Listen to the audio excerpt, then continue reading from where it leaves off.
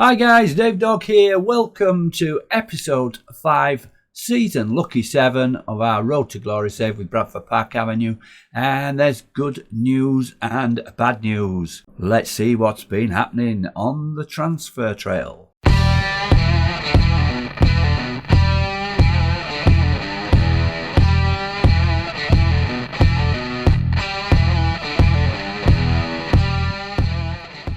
Right, first of all, the good news, we've agreed a contract with a midfielder that we've been looking for, Tashan Oakley Booth. Lots and lots of experience at a very much higher level.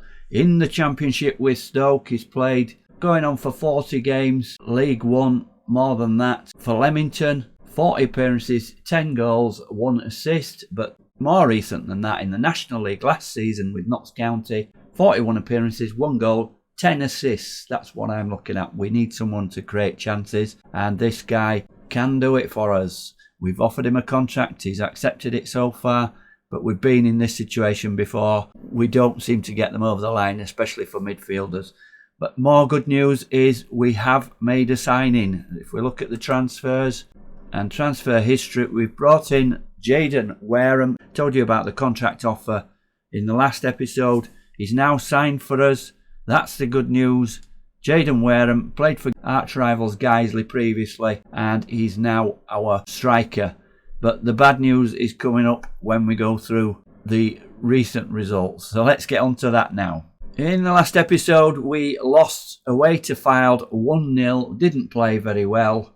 We're having problems scoring goals. Hence, we're looking for the midfielder to unlock the door. We then had the game on the Tuesday after, home to Chester, and it was 1-1 draw. Benjamin Salberg on the score sheet after 12 minutes, playing on the wing, Lovick assisting. We conceded a goal just after half-time to make it 1-1. Chester are up there, so it's not too bad a result. Not much in the game at all. We had 17 shots, but only 4 on target. An XG of 1.51 to their 0.46, so we should have really won the game. Can't complain really with a point against a rival. They're not catching up on us. Salberg, the man of the match, at 7.6. But good performances all round, really, apart from Ferguson at 6.5 at left back. Next one was Lonely Curzon Ashton away. And it was a 3-0 win. Pretty comfortable. We certainly took our chances in this one. 3 goals from 2.08 XG. 5 shots on target to their 4. So we just created the better chances in this game. And it was 0-0 at half-time, but all the goals were set pieces. A penalty from Fielding on 49 minutes. A header from a near-post routine from Sams after 72, Fielding's corner. And there we are, new boy Wareham came on as sub and scored in added time a penalty. Off to a good start, but look at the marks. Everybody playing well, apart from Trusty. Trusty's come back and he's got 6.5.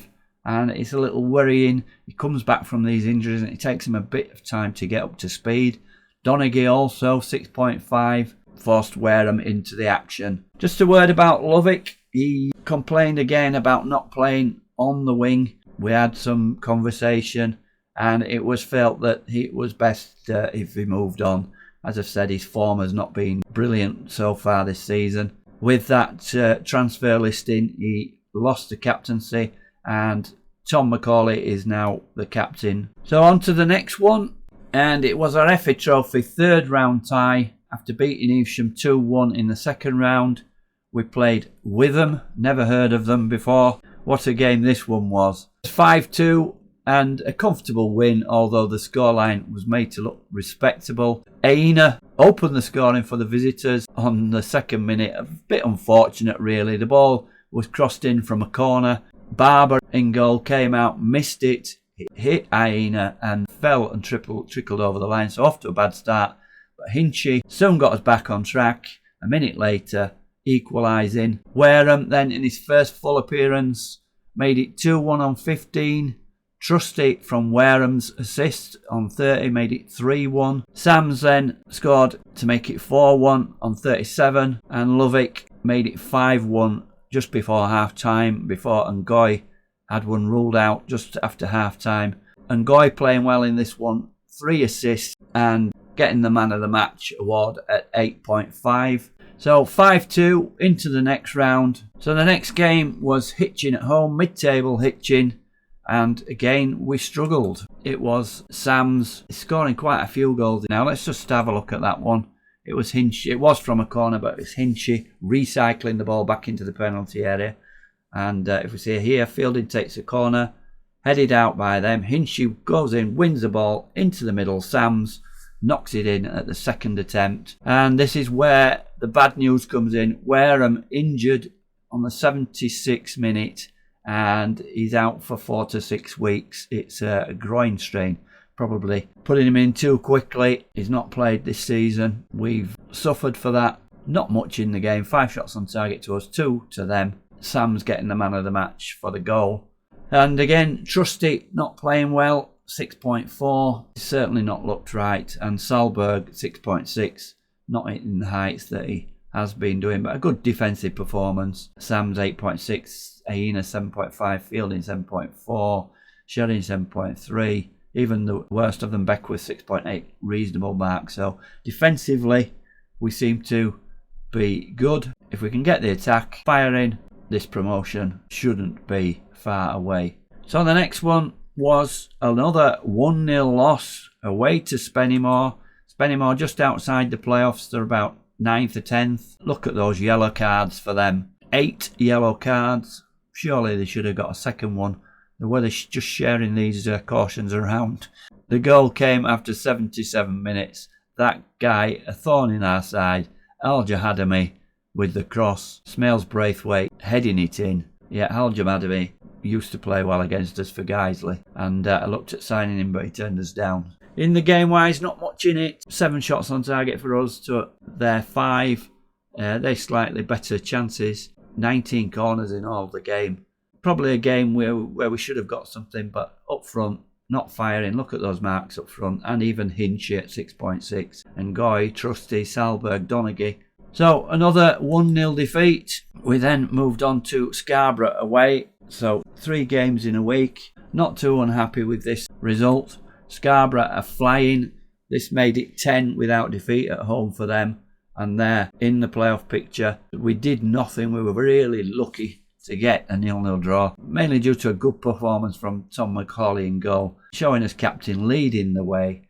And 7.8. He was the man of the match. Went in with a different formation because Scarborough were clear favourites for this, and you can see the XG 1.62 against 0.08. We really on that should have lost the game. We only had 1 shot on target. So again, we played Salberg up front in this one with 2 wingers, and none of them doing anything at all. But Aina, Sams and Fielding, our trio there, along with McCauley in goal, playing well and keeping Scarborough at bay. Again, subs coming on, not doing anything. Donaghy not too bad at 6.8, but Stead, again, nothing from him. We're now coming to today's game at home to Southport, the 1st of January 2029. A game we should definitely be winning. Southport are 17th in the league. Let's have a look how we're lining up today then. So a bit of rotation, as we've had a few games recently, and one of those being rested is Sam Fielding. As we can see, his condition, very high risk of injury, poor, very tired after his last match, so we're giving him a rest. And Harding is going to play not as a deep line playmaker but as an anchor on defend. Given Aina a rest, he's another one that's very tired. Sheridan moves inside and Jones comes in at right back. No changes to the attacking midfielders, Lovick, Trusty and Salberg. Porritt comes in up front. He's the latest to be tried in the centre forward position, seeing as Donaghy hasn't scored for over 10 games now. He is on the bench. So Ferguson, Williams, Fielding as backup. Really, he shouldn't be there because he's very tired, and I'll only use him if necessary. And Goy and Donaghy. Gianluca's saying this is a match we're winning. Make sure we do. Let's enjoy the match. Go out and play your own game. Motivated, Trusty. Lovick's complacent. Not much reaction, but let's get into it and see how Southport are lining up. There's our defensive midfielder Harding behind Hinchy, and Southport with a 4-3-3 with a defensive midfielder let's get past that and get into the game.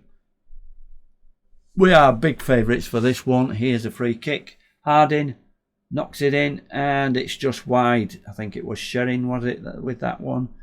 So first chance to us and 2 shots, 1 on target. Nothing from Southport as yet as we dominate the early stages. An early yellow card for Sams, and here's their first chance. Bridge with a free kick and a header that goes off the crossbar, and it's a goal kick. So chance at either end, and coming quick and fast. Lovick with a corner. Sam's looking for that near post corner, but not quite the delivery we usually get from Fielding. It's not back in, but easy for Poitras. Poitras? What nationality is that? Unusual name. And Sams heads that one out. Hinchy picks up. Hinchy plays it forward to Porritt. This is the build-up we want. We don't want that. Here's Beckwith. Go on, Beckwith. Knock it. Knock it. Oh, he does it. Short to Lovick on the floor. Lovick loses the ball though to Green. And Hinchy wins it back. Salberg plays it through to Porritt. Porritt knocks it too far, and he's got it back again. He's got it back. Shoots, but that's wild and wide. And nearly one of the goals of the season. Would have been if it had nestled in the top corner. Hinchy is struggling, wants to be subbed after 28 minutes. You what? One of the things I didn't tell you was that we've got the record, best defensive record in the league. Maybe I shouldn't mention this. We've conceded the least goals, and we get to half time at 0-0. Pretty even game so far. We've had a slightly better chance at 0.2 to their 0.08, but nothing much going on. See if we can liven them up in the dressing room. Simply have to be better in front of the goal. Yeah, I'll go with that one. Point finger and start hitting the target, and that's fired everybody up. Trusty at 6.4.